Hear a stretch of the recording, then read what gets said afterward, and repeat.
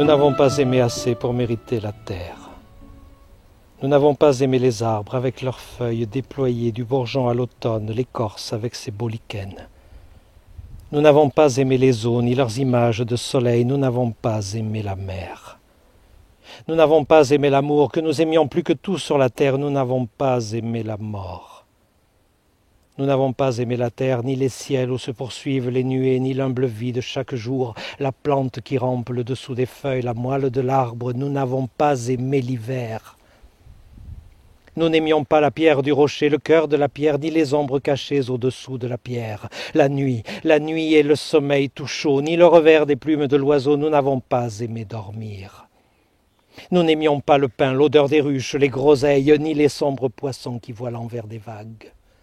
Nous n'aimions pas le feu, nous n'aimions pas le vent, ni la pensée qui se défend et se refuse, ni la pensée qui veut et qui dépasse la pensée. Nous n'avons pas aimé nos rêves, nous n'avons pas aimé les mains qui nous tenaient sur cette rive, ni ceux qui nous voyaient partir et qui croyaient nous retenir avec leurs mains.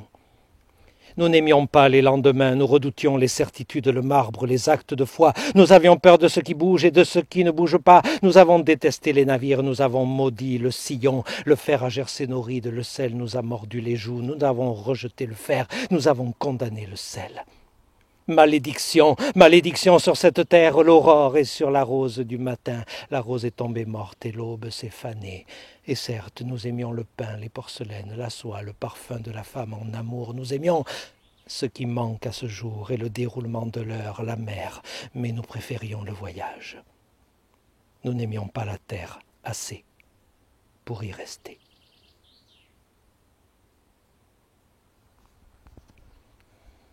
Mais ici, nous sommes à Germont, donc c'est le petit village, hameau, dirait-on en bon français, mais en limousin on dit village, où elle a vécu, où elle est née, où elle est morte, où vivaient les siens, où elle a travaillé, où elle a écrit, où elle a pensé. C'est une maison qui est plus qu'une maison parce que quelqu'un de très particulier a porté l'univers de là.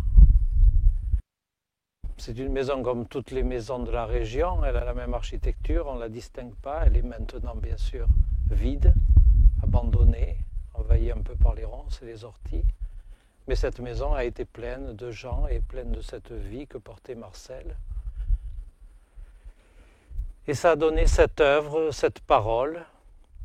Il faut dire qu'on n'est pas n'importe où, on est déjà dans ce qu'on appelle la montagne Limousine, on est à plus de 600 mètres. Et pas très loin, il y a le mont Gargan, il y a le mont C là-bas, au-delà de Chamberet, il y a des montagnes sacrées, on peut dire.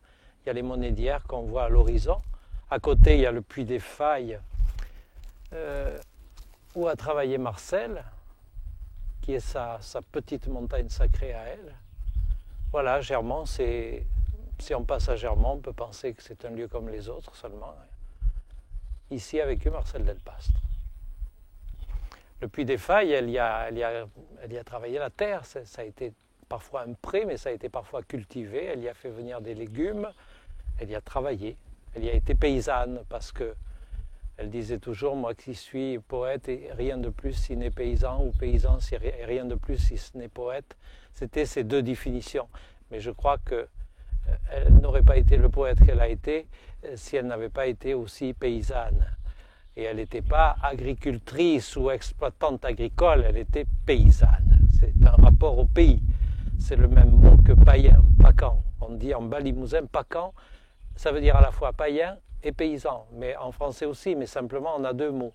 Et là, c'est le même mot. Et ça me plaît beaucoup ça, parce qu'elle était une pacane, christianisée certes, mais il y avait ce vieux fond à la fois païen et paysan, c'est le rapport au pays, c'est le gardien du pays. Elle était une gardienne de ce pays. Tout ça est lié. C'est par la dureté de ce travail que cette œuvre d'une telle force et d'une telle violence et d'un tel tragique aussi peut naître. Je pourrais bien aller ailleurs, les routes sont ouvertes, le ciel où passe l'oie sauvage et les mers au-delà avec leur dos d'écailles. Je pourrais bien vivre autrement tant que la sève de la vie remonte à mes paupières et me baigne les flancs, tant que mes mains gardent leurs ongles. Mais toi, beau pays d'arbres, d'ombre bleue, tu te répands autour de moi, tu me regardes, et tellement je te ressemble que tu me sembles mon propre corps. Ne suis-je pas le seul que dans ton cœur tu nommes fils et que tu reconnaisses? Je te regarde, et sur mes bras se ferment les lourdes chaînes de la liberté. Son savoir, elle ne le tient que de la maison et des voisins. Elle ne va pas faire d'enquête. Elle part d'ici. C'est ça qui est extraordinaire. De si peu, on pourrait dire, elle arrive à recréer l'univers et à recréer toute une mythologie et à nous en donner des explications tout à fait intéressantes. Mais tout cet ensemble culturel mémoriel, c'est ça qu'a travaillé Marcel comme ethnologue, et c'est aussi de la conscience de tout ça et de ce rapport à la terre qui est plus qu'un rapport à la terre qu'on travaille. Donc elle était, bien sûr elle vivait avec son temps aussi, mais elle avait cette mémoire des choses, si vous voulez, cette mémoire qui fait que quand on a ce rapport à la terre, quand on est paysan, ça veut dire qu'on sait que cette terre, on en est fait aussi, et on sait le rapport qu'on a à ce qu'elle appelait la création, parce qu'elle était chrétienne aussi, ou ce qu'on appellerait la nature, si on ne veut pas parler de création. C'est-à-dire qu'elle savait sa part d'arbre, elle savait qu'une part d'elle se reconnaissait dans l'arbre, elle savait sa part de pierre, elle savait qu'elle avait été poisson dans la mer il y a quelques millions d'années, elle savait tout ça. Elle savait sa part humaine, naturellement, mais elle savait aussi sa part animale, sa part végétale, sa part minérale. C'est cette conscience-là qui fait qu'elle le dit suffisamment.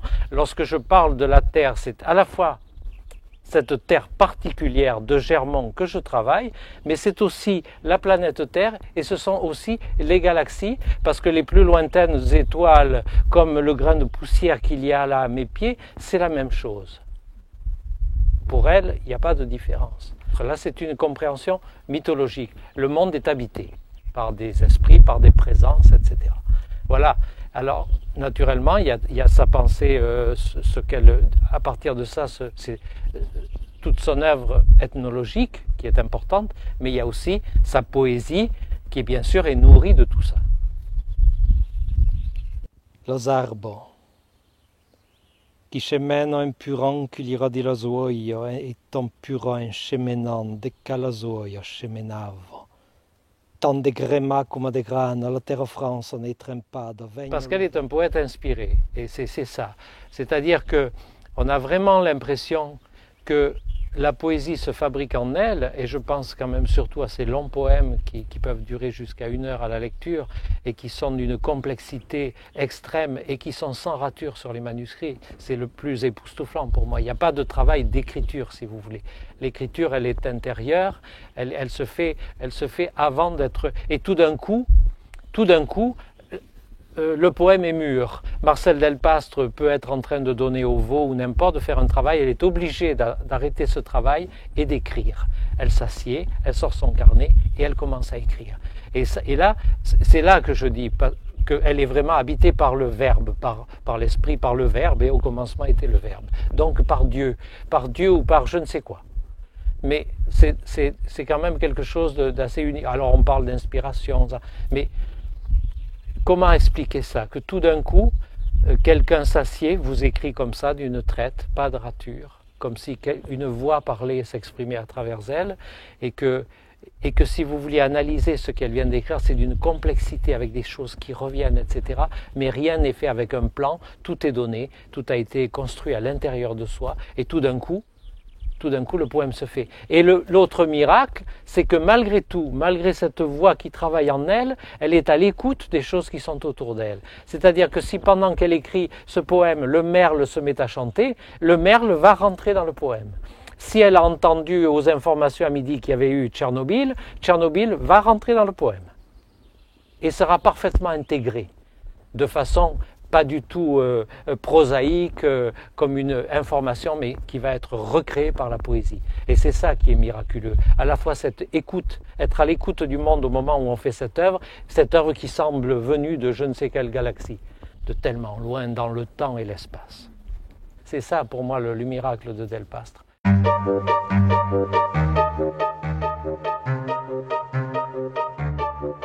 On parle de niveau littéraire, si vous voulez, de force de l'œuvre, c'est en ce sens qu'on dit que depuis les troubadours, il n'y avait rien eu d'une telle force.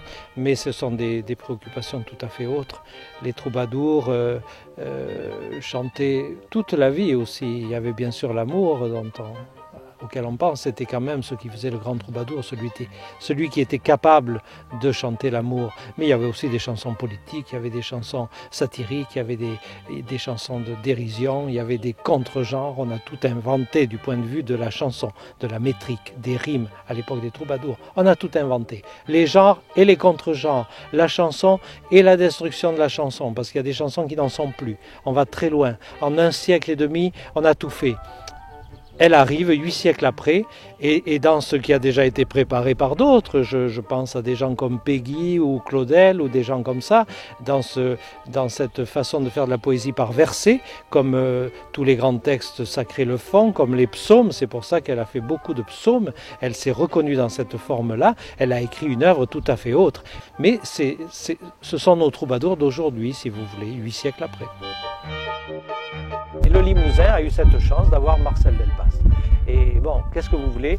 Depuis les troubadours, effectivement, depuis Bernard de Ventadour, il n'y avait eu personne de ce niveau-là, capable de rivaliser avec la littérature mondiale, je veux dire, on se situe là. Et pour moi, une littérature existe si elle peut être mise à côté de toute littérature qui se fait au monde, de toute littérature humaine. C'est le cas de Marcel Delpastre. Et c'est comme ça, quoi. On n'y peut rien. Il y a de bons poètes, il y en a eu d'autres, de bons. Oui, il y a des gens limousins. Paul-Louis Grenier, c'est un très très bon poète. Jean Mouzat aussi. Il y a eu d'autres poètes, si vous voulez. Et il faudrait les retrouver aussi, les redécouvrir et les lire. Mais Marcel est au-delà de tout ça, quoi. C'est pour moi, c'est époustouflant. J'ai beau la lire, j'ai beau la relire, je la lis, relis, ça vous nourrit, et vous découvrez toujours des choses et vous dites, mais c'est incroyable que quelqu'un ait pu écrire ça. Il n'y a pas une page où vous n'êtes pas étonné par quelque chose. Tout d'un coup, c'est fulgurant, il y a une image, il y a quelque chose mais qui vous tombe les... Voilà, c'est ça une grande œuvre, hein, celle qui vous surprend sans arrêt. Vous la fréquentez et elle vous surprend à tout moment.